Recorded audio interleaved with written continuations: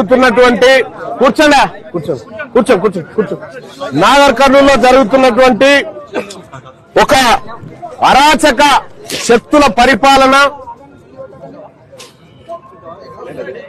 కారణంగా ఇవాళ పసిగుడ్డు 2 నెలల బిడ్డ 2 నెలల వయస్సున్నటువంటి పసిగుడ్డును కాలుతో తన్ని చంపినటువంటి 8 మంది రెడ్లు ఎవరైతే ఉన్నారో ఆ రెడ్లను అరెస్టు చేయండి అని చెప్తే వాళ్ళ మీద మర్డర్ కేసు నమోదు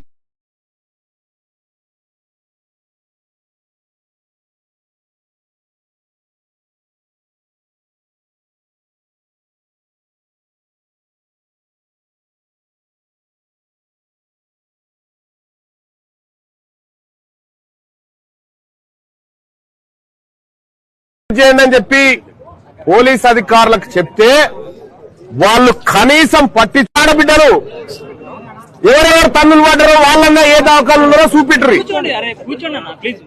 ఈ ఆడబిడ్డలు దంతే దవాఖాల్లో పడ్డ రెడ్లు ఆడున్నారో చూపెట్టరు. మళ్ళా ఏమంటే ట్రీట్మెంట్ చేస్తాం.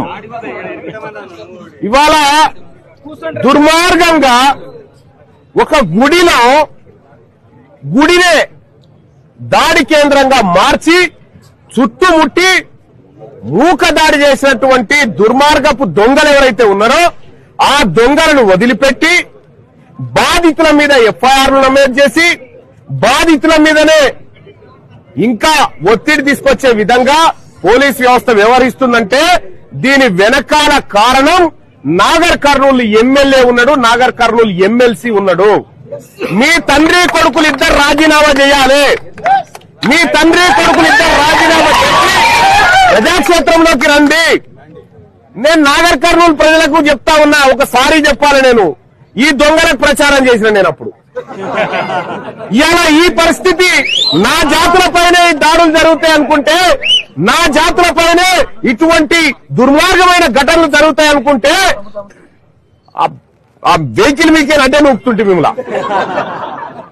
కానీ ఇవాళ జరిగినటువంటి ఘోర దుర్ఘటన ఏదైతే ఉందో ఆ కుటుంబానికి ఏమిచ్చి ఓదార్చగలుగుతాం? ఆ కుటుంబానికి ఏ ధైర్యం చెప్తే ఆ కుటుంబం ధైర్యంగా ఉంటది? ఒకసారి అర్థం చేసుకోవాలి.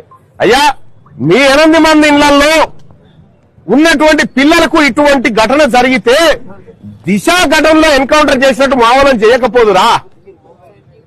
ఎన్కౌంటర్ లేవు మా వాళ్లకు. ఇవాళ వాళ్ళు చంపితేనేమో కూర్చోబెట్టి బిర్యానీలు తినిపిస్తా ఉన్నారు వాళ్ళకి. ఇది మేము తేల్చుకోవడానికి సిద్ధంగా ఉన్నాం. ఏదో ఇవాళ కూర్చొని ఏదో కాదు. ఆ ఊరు ఎంత దూరం ఉంటుందా? 10 కిలోమీటర్లు గట్టిగా నడిస్తే గంటలు వెళ్ళిపోతాం. గట్టిగా నడిస్తే గంటలు వెళ్ళిపోతాం.